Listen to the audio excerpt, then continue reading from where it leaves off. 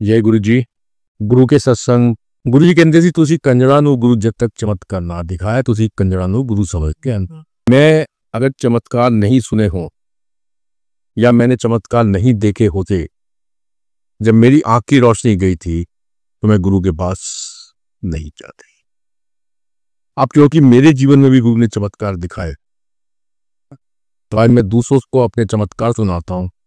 उसका पर्पज यही है सुनवाने का कि वो सुनते हैं, वो चमत्कार सुनने के बाद गुरु के पास आते तो सब गुरु की मर्जी से ही हैं और रुकते भी गुरु की मर्जी से। कई लोग जैसे बात करता हूँ कि सत्संग कर रहा हूँ, मैं सत्संग करते करते कहते हैं कि मेरे पतिदेव नहीं आ रहे हैं या मेरा बेटा नहीं आता। बिना गुरु की मर्जी के आप अंदर नहीं आ सकते। Yes, we believe in this theory कि हम बिना गुरु की मर्जी के किसी भी सत्संग में, बड़े मंदिर में या कहीं भी नहीं जा सकते बिना गुरु की मर्जी के। तो जो सत्संग में नहीं आ पा रहा, जो बड़े मंदिर नहीं जा पा रहा, वो भी गुरु की मर्जी से नहीं आ पा रहा, क्योंकि अभी उसका टाइम नहीं आया आने का। क्योंकि गुरु तो हर जगह। कुछ संगत जिनको गुरु ने अपने संग जोड़ा, वो लीला गुरु की गुरु जाने। अब एक सत्संग में आपके संग शेयर कर रहा हूं। गुरु ने लाइफ में बहुत पाठ पढ़ा है, लेकिन मुझे कभी भी गुरु पर विश्वास नहीं हो पाया। 14 फरवरी 2006 वैलेंटाइंस डे, मेरी फैक्ट्री, मेरे ऑफिस में एक्साइज डिपार्टमेंट के लोगों ने रेड मारी। जब रेड पड़ी तो हमारे एक दोस्त थे, उनके बेटे ने एक्साइज सुपरिटेंडेंट को धप्पड़ मारा और दोस्त ने गोली रिवॉल्वर निकाल दी। Now that case got highlighted और उन्होंने मेरे अगेंस्ट एफआईआर लॉन्च कर दी। क्योंकि मेरे दोस्त सुप्रीम कोर्ट के एडवोकेट है, उन्होंने डिपार्टमेंट के अगेंस्ट एफआईआर लॉन्च कर दिया। और क्योंकि इतना बड़ा एपिसोड हो गया कि धप्पड़ मार दिया, रिवॉल्वर दिखा दी, तो देयर वर चांसेस कि अब जो भी डिपार्टमेंट वो रिवेंजफुली करेगा।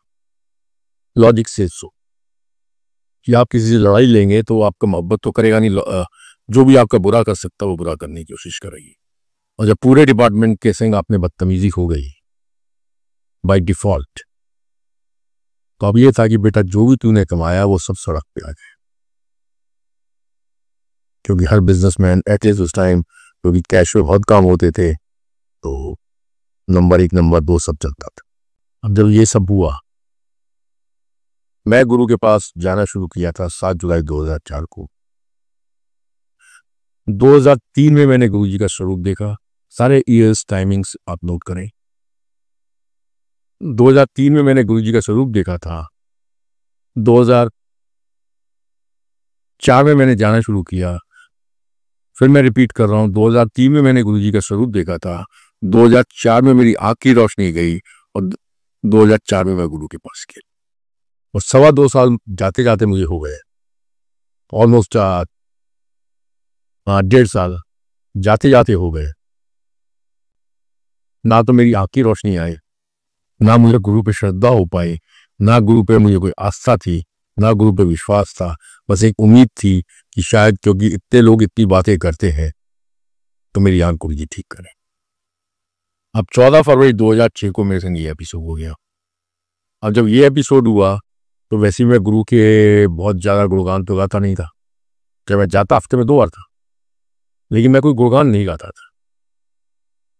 और मुझे कई बार लगता था ये ड्रामा हो रहा है, कई बार लगता था कोई तांत्रिक बैठा हुआ है, कई बार लगता था पता नहीं क्या है, पता नहीं इतने लोग बेवकूफ क्यों बैठे हैं, इतने लोगों को ये बेवकूफ कैसे बनाते हैं। फिर एक चीज़ नहीं समझ में आती थी कि ये जितने लोग बैठे हैं they are celebrities of India, और जो लोग सत्संग करते हैं दे आर डॉक्टर्स। ये लोग झूठ क्यों बोलेंगे?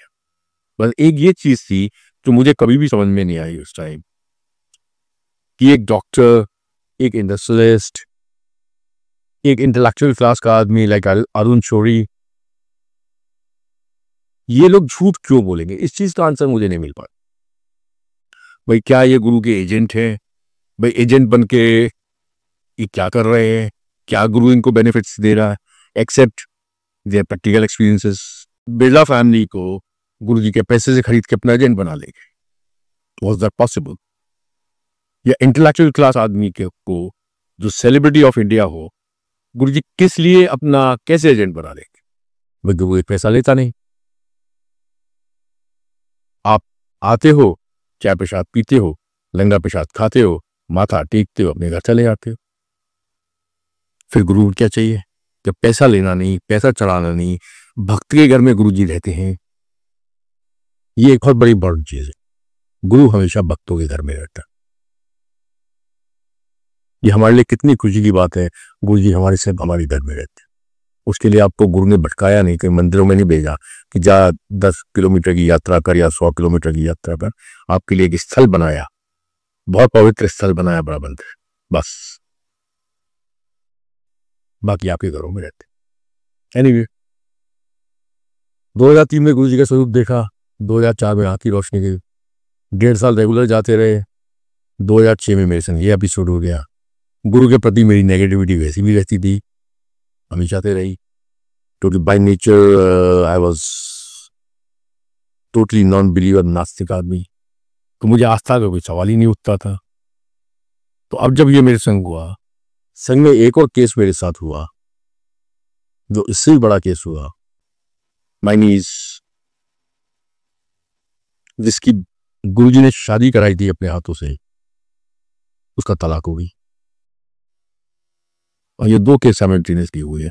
तो मैं गुरु के बिल्कुल एंटी चला गया, मेरी तबीयत बिगड़ने लगी, मैं डिप्रेशन में जाने लगा, मैं अपना मेंटल लेवल लूज करने लग गया। मैं कभी कभी एक पैक विस्की पी लेता था, लेकिन उस एपिसोड के बाद से मैं डेली करीब आधी बोतल शराब पीने लग गया। मुझे कोई बीपी की परेशानी नहीं थी। आज मैं जरूर मोटा हूं, लेकिन उस समय मैं फर्स्ट क्लास अपना खेलता कूदता सब कुछ था। मुझे कोई बीपी की परेशानी नहीं थी, मुझे कोई शुगर नहीं थी, और टच वुड आज भी कोई शुगर नहीं है। आज भी मुझे कोई बीपी, अब मैं नहीं बोलता हूँ कि मुझे कोई बीपी है, लेकिन 2006 में मेरा बीपी ऊपर नीचे शूट सब होने लगे, दिमाग परेशान हो गया, जिंदगी खराब हो गई। गुरु को गालियां देनी शुरू की, कैसा गुरु है कि शक्ल दिखाई, आंख फोड़ दी, जाना शुरू किया, सड़क पे ले आया। एक फायदा था सुबह ने गुरु को लाना, कहते जी मेरी बेटी है, मेरी बेटी, मैं उसकी करांगा, उसकी शादी कराई और उसका तलाक हो गया। तो द हेल, सब ड्रामा, सब झूठ है, सब मक्कारी। मेरे brother in law mister B B Bhatia, Gurgaon 5009 palm view में रहते हैं। हमारे पूरे परिवार के अंदर कभी भी कोई मुसीबत आती है, एक वो शख्स होता है, चिंता ना कर गुरु जी सब कुछ ठीक करेंगे। तो मैंने उनको बहुत गालियां दी, गुरु को तो जितनी दी सो दी इस सब एपिसोड के बाद, उनको मैंने बहुत गालियां दी। मैं, तुम सब कल पागल हो गए हो, तुम बेवकूफ हो, क्या करेगा तुम्हारा गुरु, फलाना है, धमाका है। वो बार बार कहे नहीं जी गुरु जी जो करेंगे वो बहुत भला करेंगे। अच्छा, डिप्रेशन हावी हो गया, दिमाग बिल्कुल आउट हो गया, टेंडेंसीज आत्महत्या करने की पैदा हो गई, कि किसी भी टाइम ऐसा लगता था कि मुझे सुसाइड कर लेना चाहिए। और सुसाइडल टेंडेंसीज वो मेरे अंदर आ गए। रात को बिल्कुल पूरी तरह से शराब पी के कभी नींद आ जाती, नींद की गोलियां खानी शुरू कर दी। अब गुरु के पास आने का फायदा, जब टेंशन इतनी हावी हो गई 2006 में, जब बुरी तरह से डिप्रेशन में आ गया, कि एक दिन बहुत मैं बुरी तरह से जब परेशान हुआ, ब्रदर इन लॉ मेरे बैठे हुए थे। अच्छा, गुरु के पास में आता जरूर था, ब्रदर इन लॉ बैठे हुए, मैंने उनके ऊपर चढ़ा, बहुत गुस्सा हुआ। मैंने कहा यार तुम अपने गुरु गुरु गुरु गुरु गुरु करते हो, आज गुरु के पास चलो, उनको बताओ मुझे क्या प्रॉब्लम है। मेरी तरफ तो वो देखते भी नहीं है, मेरे से बात भी नहीं करते हैं। तो आप जाओ, प्रॉब्लम बताओ, और उनसे को सोल्यूशन चाहिए। कि तो आज मेरा मूड किया तो मैं सबको मार दूंगा, मैं बच्चों को जहर खिला दूंगा, खुद जहर खा जाऊंगा, मर जाऊंगा। गुरु आज आप गुरु से बात करिए। तो मेरे ब्रदर इन लॉ आगे आगे, मैं पीछे पीछे, गुरु जी ऐसे सिंहासन पे बैठे हुए थे। ब्रदर इन लॉ मेरे झुके झुके कहते हैं, हाथ जोड़ के नीचे बैठ के, गुरु जी कहते हैं हाँ की कह रहे हैं। गुरु जी मेरा साला बहुत दुखी है, और की क्या पाटिया तू? उसने कहा गुरुजी मेरा साला बहुत दुखी है। मैं की करा तेरा साला दुखी है? नहीं गुरुजी मेरा साला बहुत दुखी, मैं कोई दुकानदारी खोली है, मैं कोई तेरे साले का अचार पाना है, मेरा साला बहुत दुखी, ले जा अपने साले नू, मैं की करना तेरे साले का। तब मैं पीछे खड़ा हुआ ये सुन रहा हूँ। वही गुरुजी ने फिर आगे कंटिन्यू किया, मेरा साला दुखी, जितने सारे बैठे हैं एम्पायर स्टेट में गुरुजी अपने सिंगार, जितने सारे बैठे सारे दुखी, एक सुखी दिया, सारे दुखी बैठे हैं, मैं तेरा साला दुखी, मैं की करना तेरे साले का, ले जा अपने साले नू। अब मैं पीछे खड़ा हूँ, ये गुरुजी बैठे हैं, बीच में मेरे ब्रदर इन लॉ बैठे। अब आप सोच सकते हो मुझे कितनी मोहब्बत आ रही हुई गुरु के ऊपर। ऐसा लग रहा था किस करूं, इनके माथे पे किस करूं, इनके गाल पे किस करूं, क्या करूं।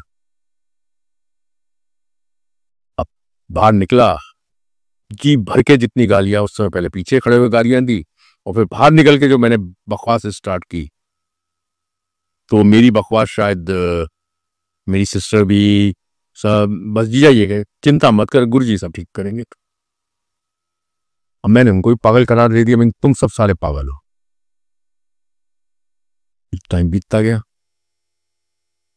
महीना और गुजर गया, केस में कुछ भी नहीं हुआ, केस बिगड़ता चला गया, रिश्वत की रकम बढ़ती चली गई, डिपार्टमेंट के लोग रिश्वत ना पकड़े, कोई बिजनेसमैन से या कोई आदमी ऑफिशियल रिश्वत ना पकड़े तो इट मीन्स कि तुम्हारी भैंस गई पानी में।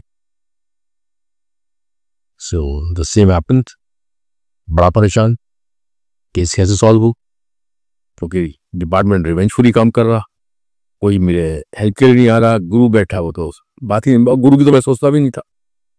मैं I used to be very practically रिश्वत देंगे कम हो जाएगा, डिपार्टमेंट के लोग रिश्वत भी ना पकड़े, बड़ी मुसीबत। तो सब गुरु जी अपना ड्रामा रचते हैं। टॉक टू वन लेडी, वो गुरु जी के पास गई, उसने गुरु जी से कहा कि वो अंकल बहुत दुखी हैं। गुरु जी कहते की होया उन्होंने, उसने बताया कि गुरु जी ये हुआ, ले उन्होंने क्या अपने दिल के अंदर जाके, पहले गुरु जी का सवाल आया तो अपने दिल के अंदर जाके। अब जब मैंने अपने दिल के अंदर झांका तो मुझे बहुत क्लियर समझ में आ गया, भाई मैं तो बहुत बढ़िया इंसान हूँ, बाकी सब बकवास लोग हैं। भाई मैं अब जैसे इतना अच्छा सत्संग कर रहा हूँ, सब लोग कहते हो भाटिया अंकल आप तो बहुत अच्छे हो, सभी कहते हैं, ऐसी मैं मीठी चुपड़ी बातें खूब करता था तो लोगों को लगता था मैं बहुत अच्छा आदमी हूँ, और मुझे भी लगता था मैं बहुत अच्छा आदमी हूँ, दिल में वही था कि मैं बहुत अच्छा आदमी हूँ। मैंने गुरुजी को लाइकली उस लेडी के थ्रू भिजवा दिया कि मैंने कहा मैं तो भाई नॉर्मल हूँ, आई एम ओके फाइन, दिल में झांकी है, मैं तो ठीक ठाक हूँ, बढ़िया हूँ। उसने लेडी ने गुरुजी से कहा, गुरुजी कहते अच्छा उस तो कुछ पैसे का की करना, पैसे का ही नुकसान होना और तो कुछ नहीं होना, पैसे का नुकसान होना। इन द मीन टाइम जो FIR मेरे अगेंस्ट लॉन्च हो गई थी वो डिपार्टमेंट ने वापस ले ली, और उनके अगेंस्ट जो FIR हमारे दोस्त ने लॉन्च करवाई थी वो उसने वापस ले ली। तो जेल जाने की वाली बात खत्म हो गई, नाउ ओनली पैसे का नुकसान। वही गुरु जी आप पूछ तो उन्हें पैसे का की करना है। अब नॉर्मल मैं आपसे पूछता हूँ कि आप लोगों ने पैसे की क्या जरूरत है? तो पैसे की जरूरत नॉर्मल लिविंग जीने के लिए, नॉर्मल लाइफ जीने के लिए, नॉर्मल लाइफ लीड करने के लिए, खाने के लिए, पीने के लिए, चलने के लिए, उठने के लिए, बैठने के लिए, हर चीज के लिए। विदाउट मनी तो you can't survive. So simple answer went कि गुरुजी नॉर्मल लाइफ जीने के लिए पैसा चाहिए था। उस लेडी ने कह दिया जी गुरुजी वो तो कह रहे नॉर्मल लाइफ जीने के लिए पैसा चाहिए था। फिर फाइनली गुरुजी ने जवाब दी, कहते नहीं उन्होंने दस दे, उन्होंने पैसा चाहिए है अपनी माँ ले, अपनी भैन ले, कि अपनी बेटियां ले। That he requires money for his mother, for his sisters, for his daughter.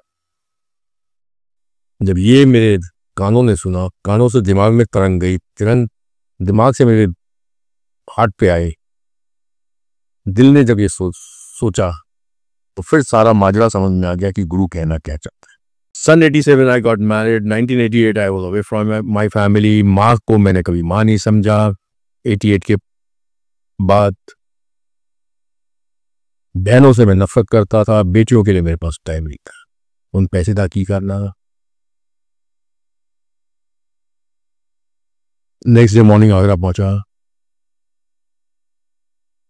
जिस माँ को 15 साल मैंने राम राम नमस्ते नहीं की थी, उस माँ के मैंने कंधे पे हाथ डाला, कुछ नहीं बोला, सिर्फ अपने मन में सोचा, माँ मुझे नहीं पता तेरी गलती या मेरी गलती, आज के बाद से तू मेरी माँ, अगर मेरी कोई गलती है मुझे माफ कर दे। सिर्फ मैं मन ही मन सोच रहा, बोला कुछ नहीं। मैं माँ ने भी कुछ नहीं बोला कि बेटे ने 15 साल बाद कंधे पे हाथ रखा है, झुका है पैर छूने के लिए, उसने भी कंधे पे हाथ रखा 18 साल के बाद। और क्योंकि मैंने बोला इस वजह से कुछ भी नहीं, एक सेंटेंस, ये लोग ये चीज आप भी ध्यान रखना, गुरुजी हमेशा कहते सी आर्गूमेंट्स लीड्स टू आर्गूमेंट्स। तुसी एक बोलोगे माँ तेरी गलती, माँ कहेगी तेरी 2 गलतियां, कुछ कहोगे माँ तेरी 4 गलतियां, माँ कहेगी तेरी 8 गलतियां, तू कुछ कहो 16 गलतियां, वो मल्टीप्लाई होते हैं। Argument leads to arguments. Guruji ने कई संगत को ये बात बोली हुई, ये बात मेरे सामने गुरु ने बोली हुई, वो सेंटेंस मेरे ध्यान में थे। तो सिर्फ माँ के कंधे पे हाथ रखा, दिल साफ किया दिल को कि मुझे नहीं पता माँ तेरी गलती या मेरी गलती, मेरी अगर गलती है तो माफ कर दे, मैं तेरी गलती को सोचता भी नहीं बस इतना ही मैंने सोचा। बहनों के प्रति जो नफरत थी उसको निकलने में 2-4-5 दिन लगे, वो नफरत मैंने बाहर निकाली। बेटियों के लिए मेरे पास टाइम निकाल, थोड़ा सा मैंने टाइम देना शुरू किया। व्यापारिक आदमी है तो बिजनेस में थोड़ा ज्यादा ही इन्वॉल्व रहा हूं, वो टाइम थोड़ा सा निकालना शुरू किया। 10 दिन के बाद उस लेडी के पास गुरु जी का मैसेज आया, क्योंकि अब मैंने वही बोला, गुरु को मानो मत मानो फर्क नहीं पड़ता, लेकिन गुरु की मान।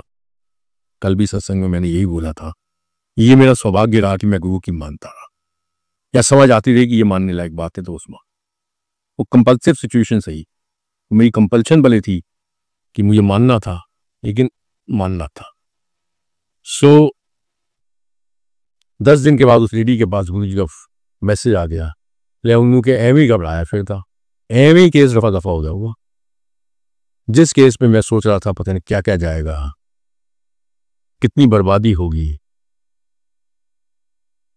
पता नहीं कितने की तो मैं रिश्वत देना चाह रहा था, अमाउंट मैं नहीं खोल रहा हूं कि इतने रिश्वत दे के मेरा काम निपटाओ। और टोटल केस बिना किसी एक पैसे रिश्वत दी, टोटल केस 10,000 की पेनल्टी में खत्म हो गया। Only 10,000 penalty. थैंक यू गुरु जी, शुक्राना गुरु जी, आपने मुझे बहुत बड़ी मुसीबत से बचाया, आपका बहुत बहुत शुक्राना। पर इससे आप ईश्वर नहीं बन जाते, इससे आप भगवान नहीं बन जाते। मतलब मैं कितना कमीना था वो मैं बता रहा हूं आपको। आपने मेरा इतनी मुसीबत से, मैं प्रे करता रहा कि गुरु जी ये सब करोगे तो मैं आपको वाकई भगवान मान लूंगा, क्योंकि मुझे कोई होप ही नहीं थी कि मेरे संग ऐसा हो जाएगा। अब हो गया तो मैं कितना बड़ा कमीना। बस शुक्राना यहाँ तक है कि आपने मुझे बचाया।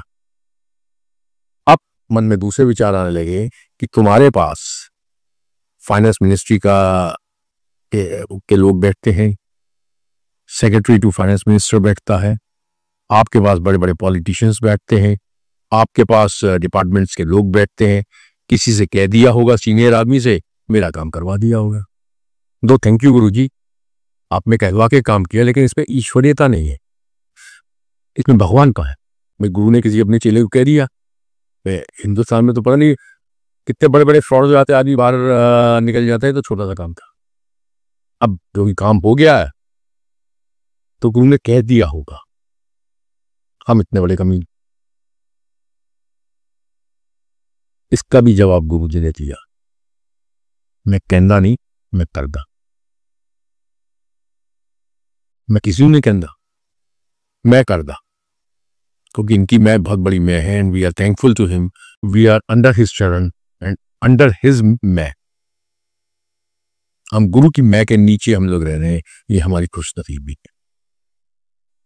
तो गुरु जी ने इस चीज का भी जवाब दे दिया मुझे, मैं कहना नहीं, मैं करदा।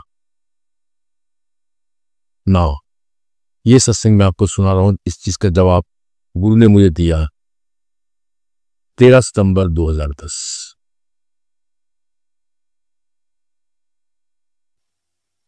जब गुरु जी अपने शरीर में नहीं थे, 13 सितंबर 2010। 12 सितंबर 2010 को आगरा में गुरु जी का दरबार की ओपनिंग हुई। हमारे एक दोस्त आए, उनके संग प्रॉब्लम ये थी, जो कि मुझे 13 सितंबर 2010 को उन्होंने बताया। उनके बेटे को लंदन जाना था, तो date of birth on passport and the date of birth on CBSE certificate, they were different. उस समय हम कई पेरेंट्स इन चीज़ों पे बहुत ज़्यादा ध्यान नहीं देते थे। पासपोर्ट कभी बना, वहाँ कुछ डेट हो गई, ये नॉर्मल गलतियाँ आज भी होती हैं। आधार कार्ड बनते हैं तो नाम की स्पेलिंग में ये सब गलतियाँ चलती रहती। उस समय बिल्कुल भी ध्यान नहीं देते थे हम लोग। Date of birth on passport and date of birth on CBSE certificate were different. जिस समय वीज़ा के लिए, लंदन की वीज़ा के लिए अप्लाई कर रहे थे, they found this problem in the documents. और अब बिजनेस दोनों ही, तो date of birth on CBSE certificate वो लेजर के थ्रू उन्होंने करेक्ट करा के जो date of birth on passport थी वो उस पर लिखवा दी, उसकी फोटोकॉपी गई। भाई CBSE सर्टिफिकेट की फोटोकॉपी गई along with passport, original passport. जब अंग्रेजों के पास लंदन एम्बेसी में पासपोर्ट और फोटोकॉपी ऑफ CBSE सर्टिफिकेट, दास जब वो उनके पास पहुंचते हैं, उन्होंने, एम्बेसी के लोगों ने नेट के ऊपर सारी चेकिंग की।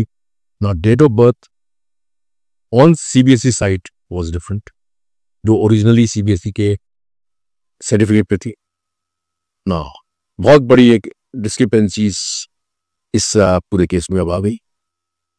इसका मतलब this is forge document.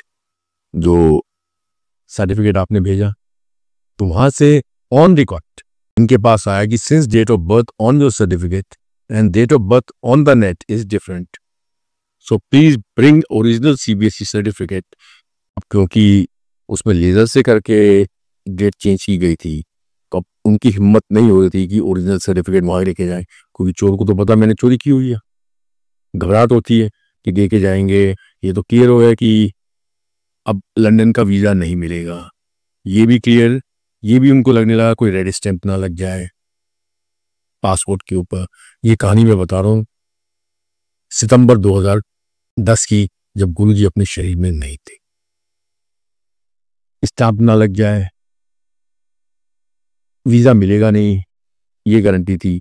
But passport किसी तरह से सही सलामत आ जाए, वो अपने दिमाग में यही सोच रहे थे, और इसी वजह से वो हमारा दोस्त कई दिनों से परेशान था। 12 सितंबर 2010 को गुरुजी ने दरबार में संगत बुलाई,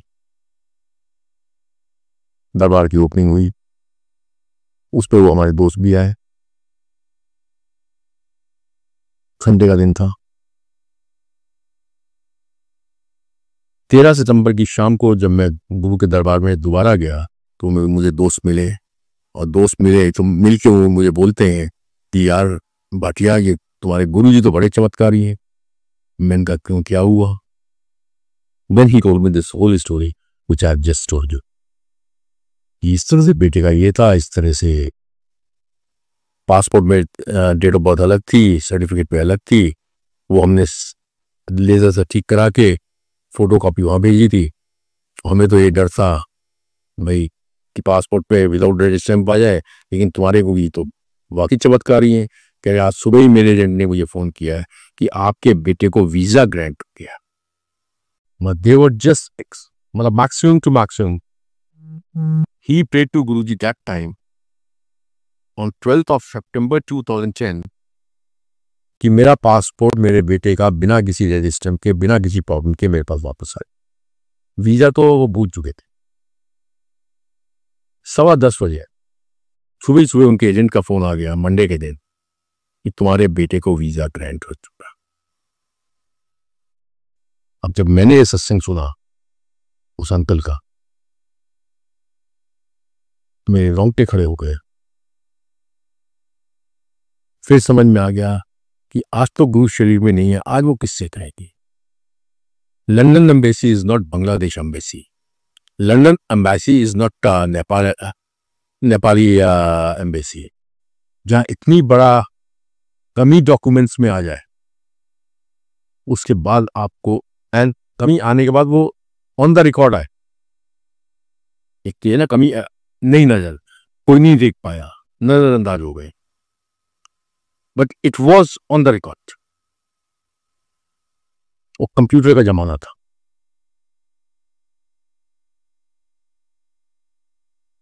तब समझ में आ गया कि महाराज आप मानो अंग्रेज की अंग्रेजी कंप्यूटर की सबने तुझे अपनी उंगली से नचाते हो, ये सिर्फ आप ही कर सकते, सिर्फ भगवान ही कर सकता। और मेरे उस सवाल का जवाब मिल गया कि मैं कहना नहीं, मैं करता। मैंने किसी ने कहने की लोड़ नहीं, मैं आप ही करना। जब अपने बगदा कुछ करना होता है मैं आप ही करता। फिर मैंने अपने दोस्त से कहा, मैं कि चलो ऊपर माथा टेको, वो सरदार जी हैं। तो उसने कहा यार भाटिया एक कोई प्रॉब्लम है, हम गुरु ग्रंथ के अलावा माथा नहीं टेकते। तो मैंने कहा तूने गुरु जी से मांगा कैसे था, मैं तूने प्रार्थना प्रे कैसे की? कहता मैंने तो खड़े होकर प्रार्थना की थी कि मेरा एक काम बना दो। तो मैंने तू खड़े होकर शुक्राना कर ले, बात ही तू जाने, तेरा गुरु जाने, मैं कोई एजेंट तो हूं नहीं गुरु का। कब वो तुझसे माथा टिकवाएंगे या नहीं टिकवाएंगे वो गुरु जाने या तू जाने, वो मेरा काम नहीं है, मैं एजेंट नहीं हूं गुरु का। मैं तूने मांगा खड़े होके, तो इतनी तो इज्जत कर गुरु की, खड़े होके शुक्राना कर दे। हम लोग ऊपर दरबार में गए, खड़े होकर उन्होंने शुक्राना किया।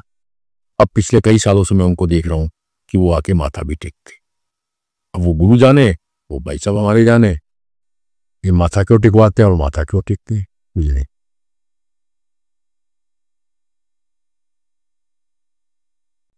बहुत बड़ा है गुरु। और मैंने एक चीज यहां देखी है, जो इनसे लड़ाई लड़ता है उसका काम बड़ी जल्दी भी करते हैं, जो नहीं मानता इनको उसका काम भी बहुत जल्दी करता। जिसको जोड़ना होता है उसको नींबू की तरह भी निचोड़ते हैं। ये तो चीजें ध्यान रखना, जिसका लोक परलोक ठीक करना उसको गुरु नींबू की तरह भी निचोड़ता है, और जिसके काम करवा देता है तो कई बार गुरु कहता है तेरा नेता की काम सीखा उन जाती है इसके, क्या दुनियावी काम करता, बट दुनियावी काम भी आज की तारीख में बहुत इंपॉर्टेंट है। वही हमारे लिए बेसिकली कहूँ तो वही हमारे लिए चमत्कार है, वही हमारे लिए सत्संग है। क्योंकि हम लोग सब लोग, मैं अपनी भी बात कर रहा हूं उसमें, हमारे पास गुरु की ब्लेसिंग्स का एक ही पैरामीटर है, there is only one scale, you know, कि मेटेरियलिस्टिक वे में हमें क्या मिला। तबीयत ठीक रही, पैसा ठीक ठाक है, खाने पीने में बढ़िया मिल रहा है, परिवार में प्रॉब्लम्स कम है, सब कुछ ठीक है, तो गुरु ठीक है। हमारे पैरामीटर्स बहुत शॉर्ट है, हमारा स्केल बहुत छोटा सा है, हम उसके ऊपर और नीचे नहीं सोच पाते। हमारे लिए तो यही है कि दुनिया में हमें क्या दिया गुरु ने। अब गुरु ने दिया तो गुरु है, गुरु ने नहीं दिया तो बेकार है। गुरु का पैरामीटर, गुरु का स्केल बहुत बड़ा है, वो अनंत से शुरू होता है, अनंत में जाके खत्म होता है। तो ना हमारे लिए हमने अनंत से क्या करते आ रहे हैं, from the infinity to infinity, what we are doing, what we have done. गुरु जब अपनी शरण में लेता है तो टोटल हमारी इन्फिनिटी टू इन्फिनिटी, हमारी डेस्टिनी को चेंज करता है, हमारे कल्याण करता है। इस जीवन में मेटेरियलिस्टिक वे में जो भी वो हमें देता है, जो हमारे ऊपर कृपा करता है, ब्लेसिंग्स करता है, वो तो बिना दिखाए कर सकता है, बिना कोई उपाय बताए कर सकता है। लेकिन जब तक वो गुरु तुम्हें कुछ उपाय बताएगा नहीं, तुम कुछ उपाय करोगे नहीं, तुम्हें कैसे पता चलेगा गुरु ने कुछ किया। इस वजह से उपाय कराने की जरूरत नहीं है। गुरु को ये आपको ब्लेसिंग्स दिखाने की जरूरत नहीं है। अगर उनको मेरे केस को ठीक करना है वैसे केस को ठीक कर देंगे, लेकिन जब तक मुझे तकलीफ नहीं होगी, मैं कहूंगा नहीं, होगा नहीं, तो मुझे कैसे पता चलेगा कि सारे दरवाजे बंद थे, गुरु ने मेरे लिए दरवाजा खोला? तभी तो सत्संग बनेगा, तभी तो चमत्कार होगा, तभी तो सत्संग में आपको सुना पाऊंगा और आप सुन पाओगे, तभी मैं दूसरों के सत्संग सुनूंगा। उस सत्संग से ही मैं गुरु से जुड़ूंगा और जुड़ने के बाद अपना कल्याण उनसे करवाऊंगा। मेरा रोल सिर्फ यही था कि सत्संग करना, जुड़ना या ना जुड़ना वो आपका रोल है और गुरु का रोल है, वो जाने। जय गुरु जी। बस इतना ही मैं कहूंगा कि वो पहले भी थे, वो शरीर में भी थे गुरु जी, वो शरीर त्यागने के बाद भी हमारे साथ हैं। इस सत्संग में बहुत क्लियर है कि who can do that. London embassy में anything on the record, on that basis तो इंटरनेशनल रूल्स एंड रेगुलेशंस थोड़ा बहुत जानते होंगे कि आप फोर्स डॉक्यूमेंट्स अगर लंदन एम्बेसी को भेजते हैं, क्या आपको वीजा मिल सकता है? सोचो फिर किस तरह। मुझे अक्सर कहा करते थे जब सत्संग सुनवाते थे, उसके बाद बड़ा धीरे से मुस्कुरा के आंखें टेढ़ी करके इधर उधर आग करके, वो आंटी वो शॉर्ट ही सुनाई और फिर शॉर्ट में वो वाला सुना और आती देर नाल की वजह से वो सुना, जो सुनवाते थे फिर बड़े प्यार से धीरे से बोलते थे। सोचो फिर किस तरह, तो सोचो फिर किस तरह। You can do that except God, except divine energy, except my Mahashiva, except my almighty. Guru ji अपने आप सब कुछ ठीक करेंगे। जो भी टाइमिंग्स है वो उनको पता, 2 महीने 3 महीने 1 महीना 10 दिन 20 दिन हमारे कर्मों को काट रहे हैं, हमारे कष्टों को काट रहे हैं, हमें मौका दे रहे हैं सत्संग सुनने का और सत्संग सुनाने का। सत्संग सुनवा के और सत्संग सुन के हमारे पता नहीं कौन कौन से कर्मों को काट रहे हैं, हमारी मैली चादर धो रहे हैं। जय गुरु जी।